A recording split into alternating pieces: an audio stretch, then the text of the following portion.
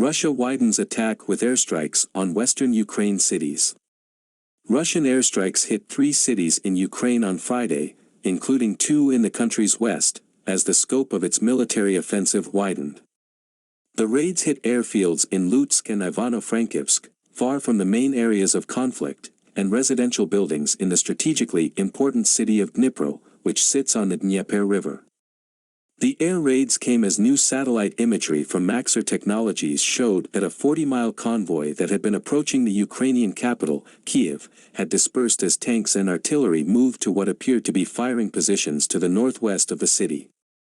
The Ukrainian military said Russia was trying to block Kyiv by taking out defenses to the west and north of the capital, adding that there was also a risk to Brovary on the east.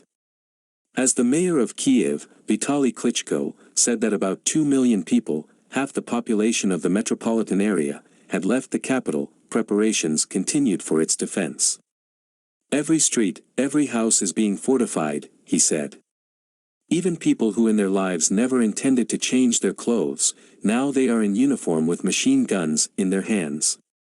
Ukrainian soldiers described fierce fighting for control of the main highway leading into the capital, while missile strikes were reported hitting Velika Dymerka just outside Kyiv's city limits.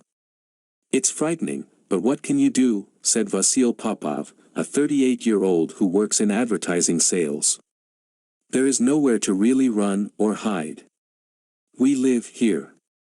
Despite heavy losses of personnel and equipment in the third week of Russia's brutal assault on Ukraine, in which cities have been placed under siege and subjected to bombardment, Vladimir Putin's forces were pushing ahead with their campaign.